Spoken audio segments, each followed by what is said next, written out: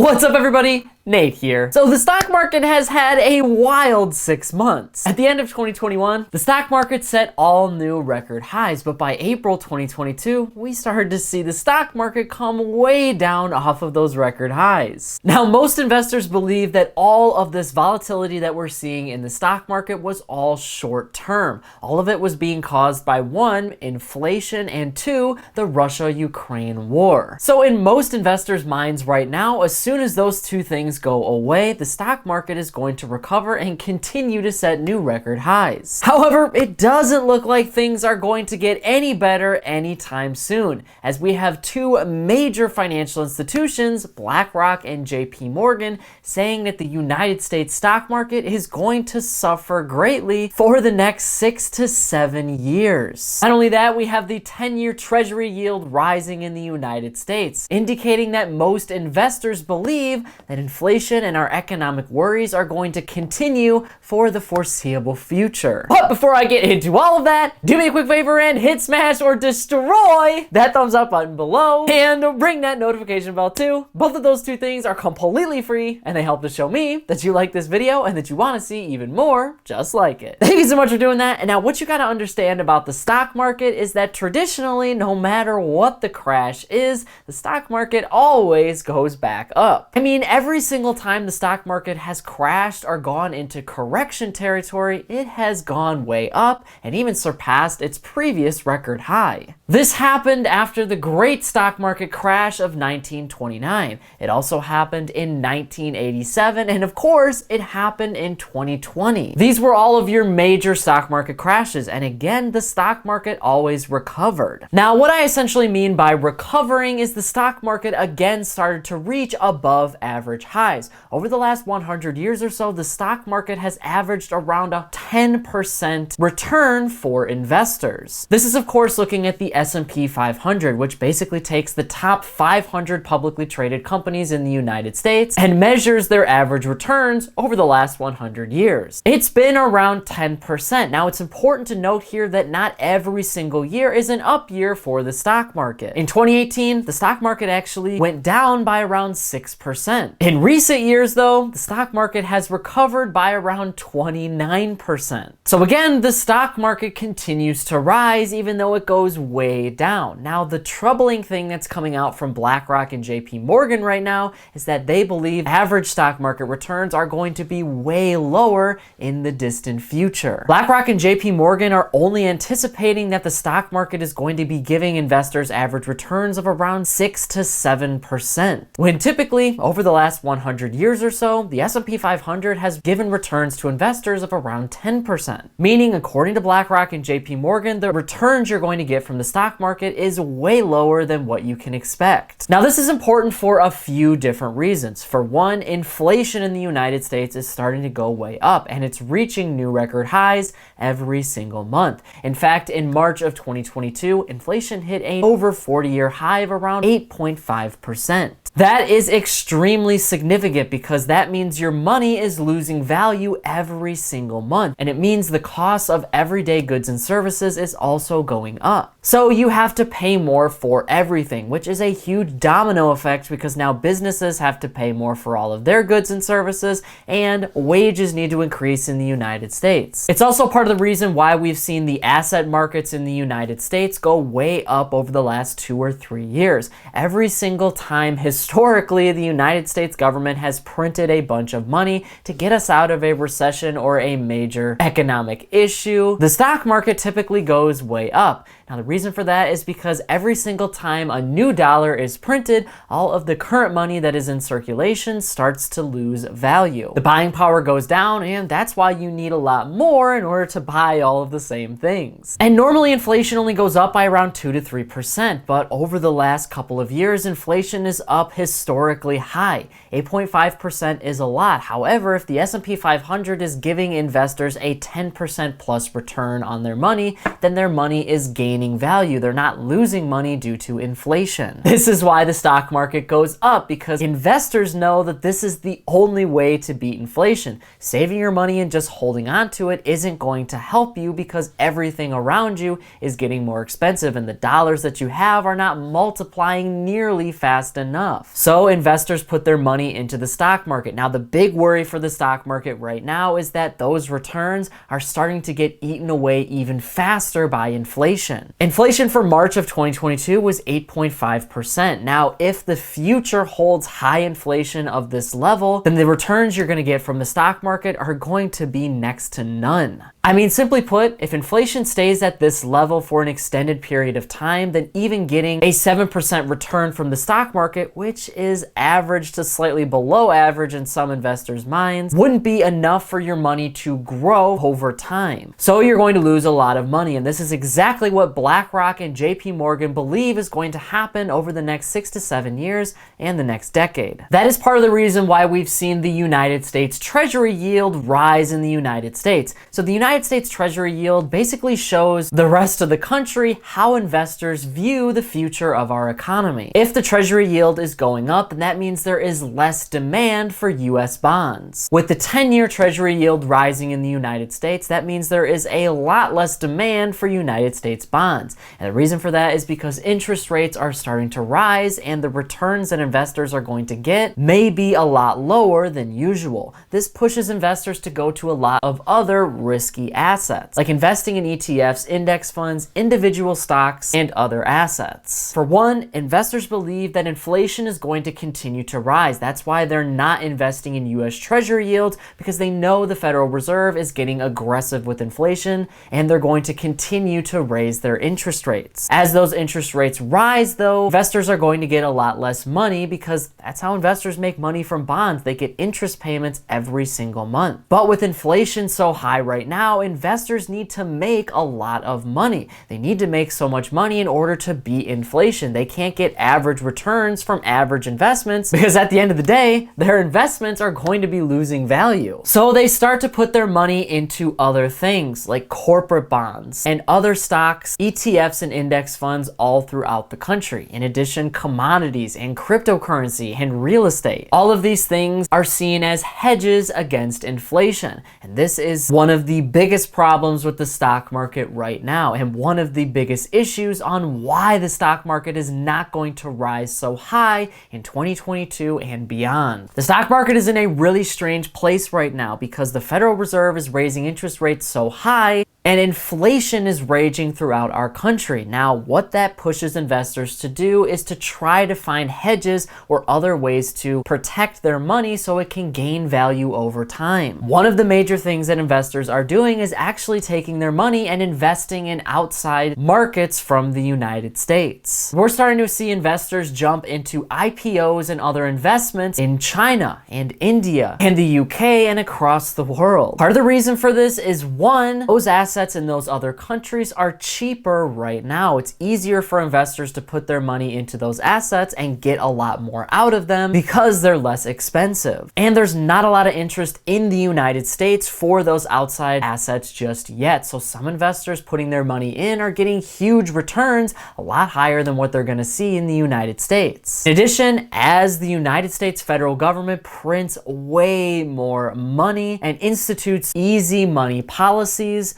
that means the value of the United States dollar goes down. Like I said before, this is all related to inflation. As inflation goes up, the value of your money goes down, and that's for everybody all across the world that's holding US dollars. So the United States government has to do a lot, but there's only so much that they can do. Sure, the Federal Reserve can raise interest rates and pull a lot of their economic stimulus. That's going to mean there's less money circulating throughout our economy and demand will go way down. But the United States federal government and the Federal Reserve is never, and I mean never, going to stop printing money.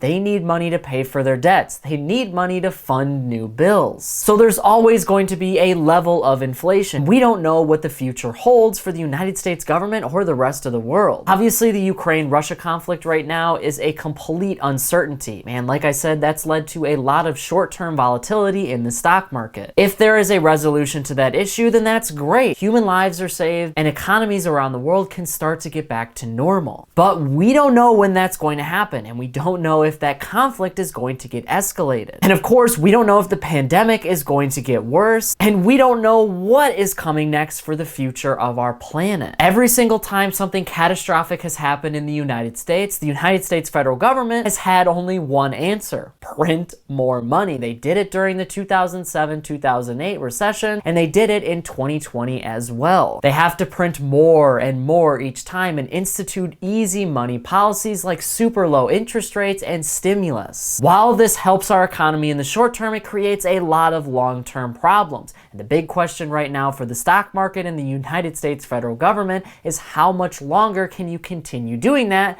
before you face catastrophic failures? I'm not really sure. I mean, it's what we've been doing for the last 150 years or so, so it might continue to work, but it most likely won't because the value is going down. But long story short, investors want to put their money into other stocks and assets that use other currencies because those currencies are going up as the United States dollar goes down. Now, obviously, the United States dollar is not going to lose all of its value overnight, but this is a process that is a long-term investment. Investors are thinking 20 and 30 years in the future here. They're not thinking about tomorrow. And finally, economic data is supporting the fact that weak economic growth in other parts of the world may have hit its rock bottom, meaning that other countries like India and China, Korea, and countries in Europe might start to gain some significant value over the next decade or so. I mean, China managed to bounce back from the pandemic, and they were hit extremely hard. China's economic growth in Q1 of 2022 was around 4.8%,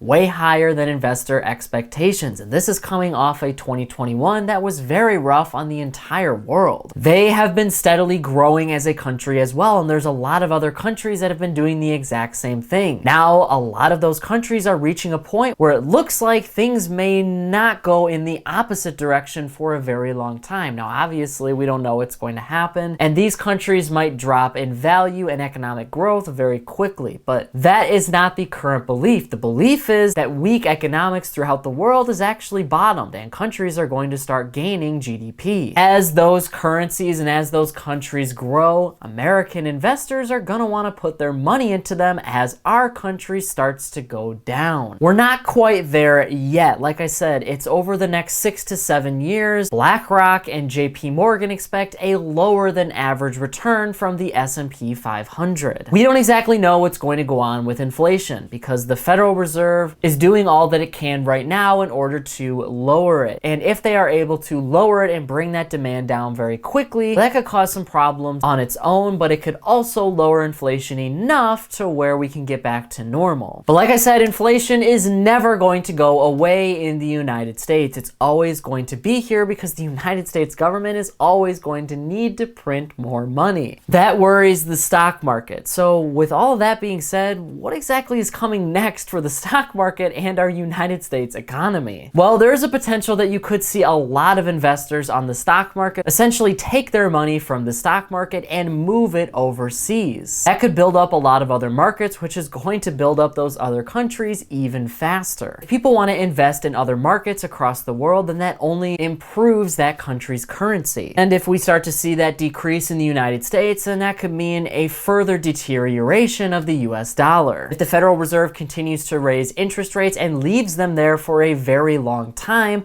then that could mean less people have access to money in the United States. The stock market is going to go down because of that. Part of the reason why we've seen record highs over the last 2 years was because so many brand new investors entered the market and they put that stimulus money that they got from Uncle Sam into the stock market. It was easy and it was passive, but if investors and Americans aren't getting good returns anymore, then they're gonna find other ways to invest their money. Nothing can really go up and up forever. The United States economy has been booming over the last few years, dropping a bit in 2020 because of the pandemic, but it's expected to continue to go up. The problem is that going up because the economy is healthy or because we're printing so much money, so it kind of has to go up. Investors right now have a bad feeling about our economy. That's why the treasury yield is rising in the United States. They want to put their money into other things that are going to make them a whole lot more money. All of this means the United States economy is headed for a shrink sometime soon. Nobody really knows how long that shrink is going going to last for, but what it could end up doing is causing a recession in the United States. Inflation is so high that nobody really can afford anything. Businesses are struggling because they can't afford to keep people, and profits are going down and they have to pay more for everything too. So they start laying people off, which means that people can now afford even less because they don't have a job. And not only that, but the returns you're getting from the stock market are super low too, all while other markets like the housing market and the commodities market are setting new record highs because investors aren't putting their money into the stock market, they're putting their money into hedges against inflation. But even those eventually won't be able to get them high enough returns in order to beat inflation. So they start going elsewhere. They start buying cheap equities in other countries so they can really start to get better bang for their buck. That leads to the United States shrinking, and this is only going to worsen as monetary policy gets worse in the United States. But this is just the way it's always been because the President of the United States and the Federal Reserve do not want to be the bad guys when it comes to monetary policy. Simply put, the President of the United States wants to get reelected, so he doesn't want to do what's difficult and what's hard on the nation right now in order to improve it in the short term and even the long term. That could potentially cause a recession, even if a short-term recession is way better for the long-term health of the United States. If a recession happens on a president's watch, then their chances of getting reelected is very slim. So they avoid that, and they continue to make easy money policies and just print more money every single time they run into a problem. This has been the case for President Joe Biden and presidents of the past. They have always done this, and while it's always worked, we're not sure how much longer it's going to work for. But one thing is for sure, the stock market is in trouble in 2022 and beyond, which means our economy in the United States is in trouble right along with it. But now I want to hear from you on this issue. What do you think about the stock market being in trouble in 2022 and beyond? Do you think that the stock market is going to eventually start giving below average returns like BlackRock and JP Morgan believe it will? And do you think that investors are going to make other markets throughout the world a lot wealthier because they can get better returns? Or do you think the stock market is in a fine place right now and that it's going to continue to grow as soon as all of this short-term volatility eventually ends? Whatever your thoughts are, leave a comment below before you go. But that is it for today's business and financial news breakdown. Thank you so much for watching. If you want to stay up to date with all of the top business and financial news from around the country, our team puts together a free daily newsletter, and you can subscribe to it by clicking the link in this corner right here. And if you want to stay up to date with me and everything else happening in the business and financial world, I'm putting out updates 7 days a week over here on this channel, and I've actually got another one ready for you right here, so be sure to check that out before you go. That is it for me, everybody. Be kind out there, and I'll see you all in the next one.